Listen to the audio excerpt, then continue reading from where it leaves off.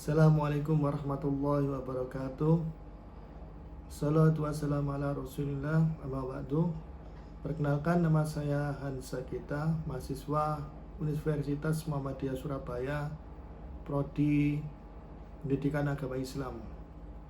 Video ini saya buat guna untuk memenuhi tugas ujian tengah semester atau UTS mata kuliah Filsafat Islam dengan dosen pengampu Ustadz Nubail.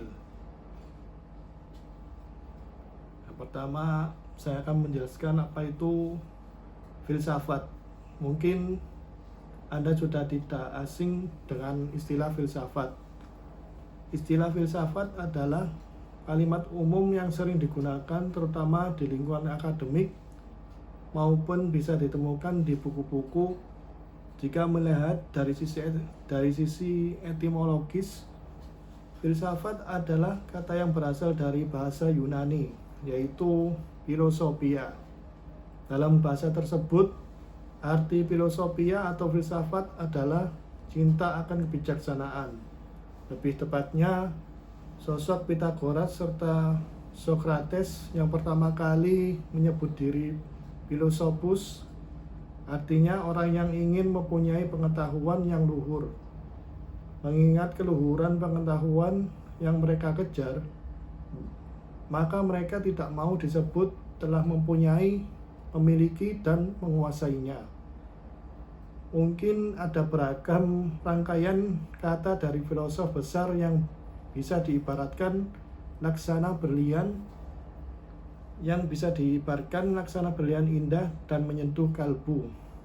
Meski tidak banyak orang awam yang mungkin memahami maksud secara lebih dalam dari kata-kata yang mereka ungkapkan.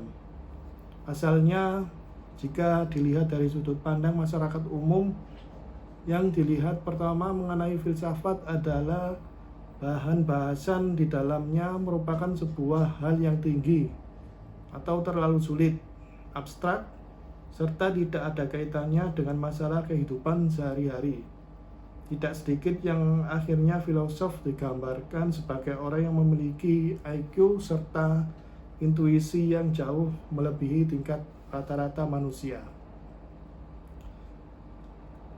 Memahami apa itu filsafat adalah sebuah hal yang tidak bisa dianggap sepele, sebab filsafat adalah studi tentang hakikat, realitas, dan keberadaan soal apa yang mungkin diketahui secara perilaku yang benar atau salah.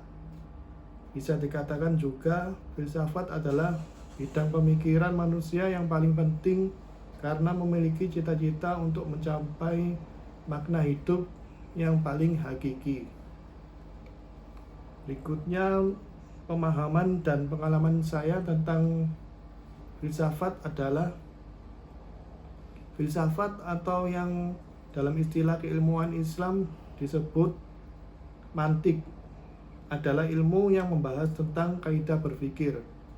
Filsafat mengajarkan orang yang bergelut di dalamnya untuk bersikap kritis dan berpikir ilmiah.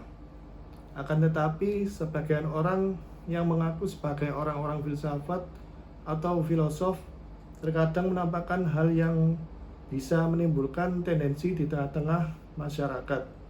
Meskipun pada dasarnya hal tersebut tidak salah.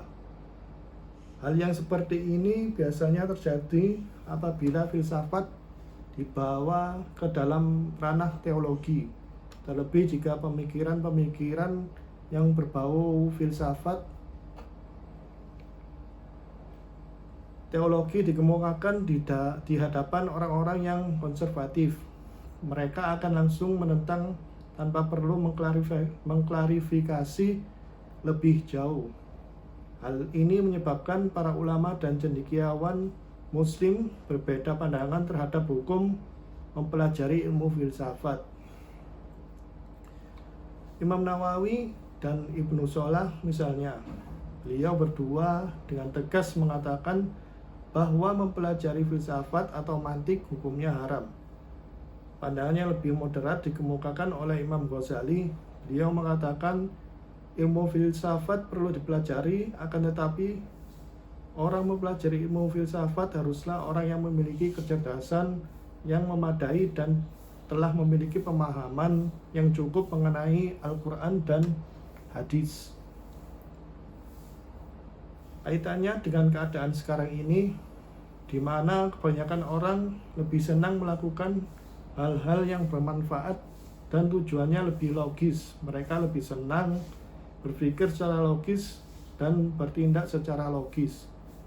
Maka ilmu ini cukup penting untuk dipelajari, utamanya bagi orang-orang yang sudah mumpuni dalam bidang agama. Kesimpulan, saya tambahkan keterangan lain tentang filsafat dalam Islam, yaitu sebagai berikut.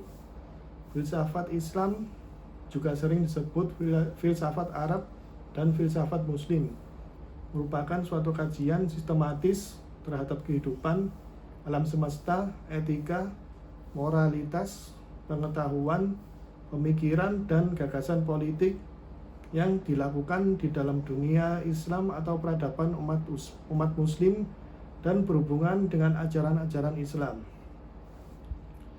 Dalam ajaran Islam terdapat dua istilah yang erat kaitannya dengan pengertian filsafat.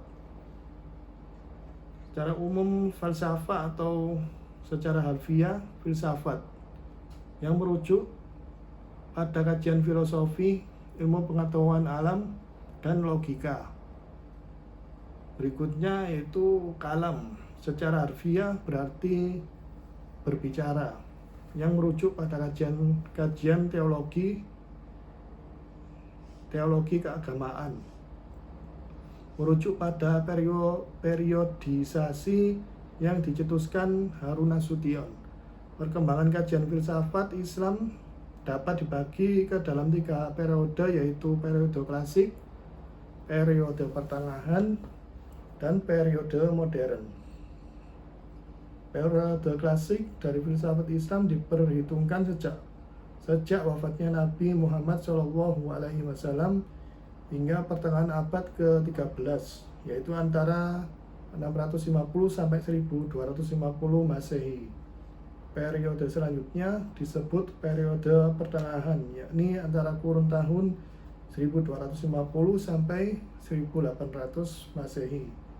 Periode terakhir yaitu periode modern atau kontemporer, berlangsung sejak kurun tahun 1800-an hingga saat ini.